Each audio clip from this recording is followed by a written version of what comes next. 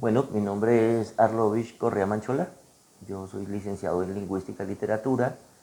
Soy especialista en Comunicación y Creatividad para la Docencia. Soy magíster en Comunicación y soy doctor en Ciencias Sociales, Niñez y Juventud.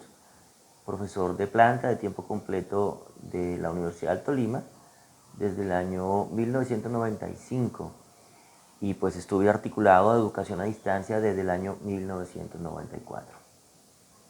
Profe, cuando usted llegó al Instituto de Educación a Distancia, en ese momento, qué mediación se estaba utilizando en el modelo pedagógico?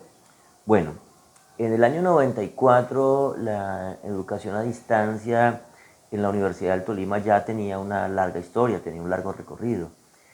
La educación a distancia en Colombia toma fuerza a inicios de los años 80 con el impulso que le da Belisario Betancourt a un modelo que a su vez se inspiró en el sistema radiofónico educativo a distancia, pero además en la educación por correspondencia, pero además también la experiencia de la Open University de educación a distancia en Inglaterra. Eh, ¿Qué hacía la educación a distancia en esa época? El Instituto Colombiano para el Fomento de la Educación Superior, ICFES, en la época tenía un material educativo basado en el diseño instruccional, fundamentalmente amparado bajo los principios de la educación conductista, de la tecnología conductista. La, la tecnología educativa lo que hacía era instrucciones de aprendizaje, ¿sí? Instrucciones de aprendizaje, muy poca participación del estudiante, muy poca interacción con el maestro y, y pues casi todo estaba dado en esos materiales. Yo recuerdo que en la época se abrió una educación a distancia, un curso introductorio para el sistema. Todo estudiante que llegaba debía estudiar un curso introductorio, que era un semestre antes de entrar a la universidad como tal. Y en ese curso introductorio tenían un módulo de educación a distancia de diseño instruccional del ICFES. Años más tarde, la profesora Yasmín Soto lidera una reflexión sobre ese proceso del curso introductorio y proponemos cambiar ese material por un material con una pedagogía más constructivista que le permitiera al estudiante valerse de sus conocimientos previos, de sus saberes previos e interactuar con material. Entonces, las mediaciones en la época eran una mediación inicial del texto escrito, pero ese texto era demasiado instruccional. Luego se introduce en educación a distancia en la Universidad del Tolima un paquete pedagógico mucho más robusto, con textos incluso de autores y de intelectuales y académicos muy serios, y el estudiante empieza a interactuar con los materiales de una manera mucho más participativa que le permite construir pensamiento propio, reflexión académica, etcétera. Ese es como el cambio arrancando los 90 que tiene la educación a distancia. El cambio de los materiales pedagógicos empieza, a ver, no hay mucha tecnología, no tenemos todavía internet avanzado, el internet comienza a explorarse en el año 94-95 en la Universidad del Tolima, que viene de las universidades que ya lo usaban, la Nacional, la Universidad de los Andes, y el uso del correo electrónico es simplemente citar reuniones, digamos, no hay un internet avanzado, estamos en el internet 1.0. Así que educación a distancia sabe que la tecnología es necesaria y nosotros comenzamos a explorar con un sistema de audioconferencia. ¿Sí? Recuerdo que en la época se vendían unos equipos que se llamaban Audicon y el Audicon nos servía para desarrollar reuniones de audioconferencia. Entonces eso era como una estrellita de mar. Se ponía en altavoz la llamada e inicialmente se usaba para reuniones con tutores. La universidad compra sus equipos, el doctor Malagón compra Audicon y los usamos mucho para reuniones participativas ampliadas, grupos grandes, entre varios emisores. Ya comienza, digamos, a cambiar el modelo, ya no es la misión uno a uno, que tiene la mediación pedagógica del texto escrito, sino que es una mediación uno a muchos, ¿sí? Un poco parecida a la del broadcasting, pero también muchos a muchos, porque en una sala tú puedes tener muchas personas reunidas y en otra sala remota, por la llamada telefónica, puedes tener otras muchas personas reunidas. Ahí empieza un poco el quiebre del modelo. Entonces nosotros decimos, bueno, hay que pensar la educación a distancia que se realice a través de instancias de aprendizaje, ¿sí? Y esas instancias de aprendizaje pueden estar mediadas por el texto escrito, pero el texto escrito tiene que provocar navegaciones hipertextuales. Ahí nos basamos en la teoría del hipertexto y comenzamos a hablar de la necesidad de construcción de material multimedia.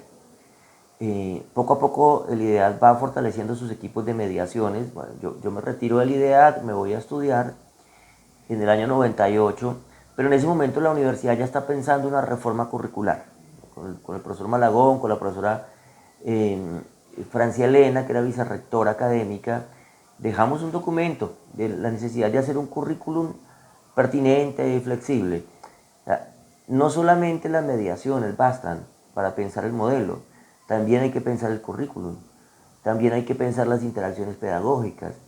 Y el modelo educativo tiene que ir de la mano de un modelo comunicativo no transmisionista, que ese era el problema precisamente con el diseño instruccional, que era transmisionista, no era interactivo. Y nosotros creemos que hay que hacer una educación hipertextual, multimedia, interactiva, ¿sí? En donde las mediaciones sean más enriquecidas. Ahí entra el profesor Juan Carlos Solano a ser parte de ese equipo. Recuerdo que estaba Leonardo Nivia también, y ellos comienzan a pensar en la necesidad de fortalecer las mediaciones. Yo estuve en educación a distancia hasta el año 98, fui a hacer una maestría a la Javeriana. Cuando volví a la maestría 2 años después, ya me pasé a la Facultad de Educación, ¿sí? Ya en ese momento educación a distancia tomó otro rumbo y como me fui alejando un poco. Lo último proceso en el que yo participo de educación a distancia es la necesidad de formar profesores de educación a distancia, que, pensados como profesores universitarios, no como tutores. Y un profesor universitario que tenga una formación amplísima sobre lo que implica enseñar en la universidad. Yo participé de ese último proceso en el que nos inventamos los seminarios de docencia universitaria. Ese es un giro porque antes se dictaban cursitos de tutores. Dijimos, no, cursos de tutores no, seminarios de docencia universitaria, donde pensemos la cultura, la educación, la universalidad del saber, la pertinencia del mismo y las interacciones pedagógicas. Eso permitió que el docente de educación a distancia tuviera sus elementos mientras iba avanzando el tema de las mediaciones pedagógicas. Entonces ya en ese momento comienza el ascenso de la Internet 1.0, la Internet semántica, la Internet en la que tú puedes producir contenidos. En el año 95 crece la blogosfera, crece el universo del blog en Colombia, y hay un movimiento muy importante en el que muchos profesores participamos, en ese movimiento de la blogosfera. Incluso el blog que tiene hoy en día el profesor Carlos Gamboa, tutor Carlos Gamboa, es de esa época. Y todos teníamos blog, y en esos blogs hacíamos actividades culturales, educativas, pedagógicas, reflexiones. Los profesores tenían blog. Entonces nosotros invitamos a los profesores, bueno, ya hay unas herramientas, usemos esas herramientas. Y una de esas herramientas era el blog. Casi todos los cursos tenían blogs, etc. El blog entra rápidamente en desuso por la rápida y acelerada transformación tecnológica. Aparece Facebook, ¿sí? A finales de los 90, Facebook, a través de Facebook se convoca una marcha anti-FARC en Colombia muy grande. Algunos dicen que 8 millones de marchantes, qué sé yo.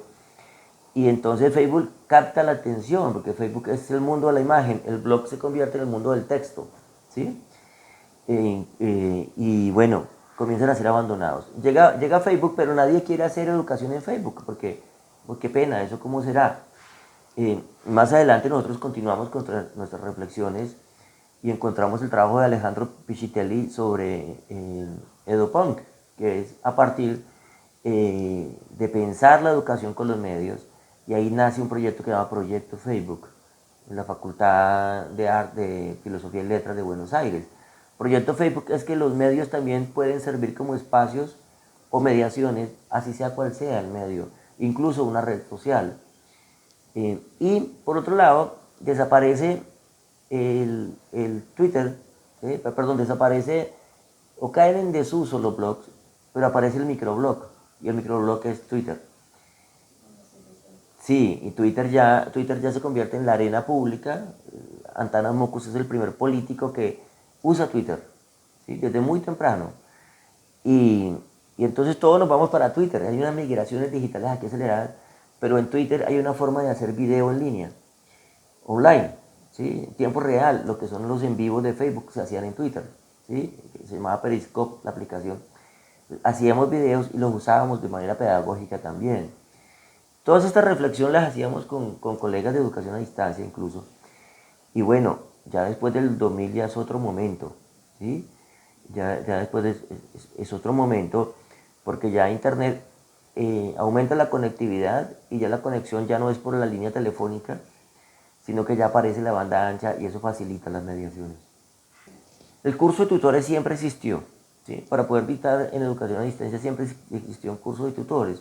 El giro que le dimos de pensar eso como un proyecto universitario, yo creo que eso fue finales de los 90, inicios de los 2000, ¿sí? Inicios de los 2000, yo el caso está vinculado en varios cursos de tutores. Hubo mucha gente allí, estuvo el profesor Marco Tulio Taborda, incluso el profesor Julio Carrión, estuvo en algunos cursos. Íbamos por todo el país, ¿sí? Estuvimos desde San Juan del Cesar en La Guajira hasta Orito en el Putumayo, dictando cursos de tutores. La distancia coge una gran fuerza. Pero hubo un momento que afectó mucho el pensar las mediaciones pedagógicas. Un estudiante puso una tutela para que él no le exigiera el material pedagógico. Y el juez no entendió la importancia del uso del material pedagógico y dijo, bueno, los estudiantes no le pueden exigir material pedagógico. Y resulta que tú no puedes hacer educación a distancia sin mediaciones. La escuela confinada es el tema de la pandemia. ¿Qué pasó con la pandemia? Que nos quitó las dos coordenadas sobre las cuales pensábamos el proceso educativo, espacio-tiempo. ¿Sí? El espacio borró el aula de clases, ¿sí? Y el tiempo quitó las horas en que sucede la clase. ¿Qué hicieron los docentes durante la pandemia y los docentes universitarios? Alejandro Pichitelli contestó esa pregunta, dijo, el sistema educativo sigue tercamente tratando de hacer lo que hacía. ¿Sí? O sea, seguimos tratando de imitar la clase tradicional, llamar a lista, meter a los estudiantes en un aula, por eso Classroom es una imitación del salón, como su nombre lo indica en inglés. Y tercamente nos quisimos resistir al cambio. Y yo pienso que la pandemia nos demostró la posibilidad enorme de hacer algunas interacciones educativas mediadas, ¿sí? Mediadas. Uno, ¿para qué se encuentra en un espacio físico? Si tu encuentro en el espacio físico aporta significativamente elementos novedosos de aprendizaje, encuéntrate en el espacio físico. Si esa reunión pudo haber sido una videollamada, haz una videollamada, ¿sí? Entonces fíjate que el espacio del aprendizaje se explota y ahora puede ser otra cosa, puede ser un parque, puede ser una calle, siempre lo fue, lo que pasa es que no lo entendimos o la pandemia nos lo enseñó aún más. Puede ser una plaza, el mercado, educación pertinente, una educación contextual.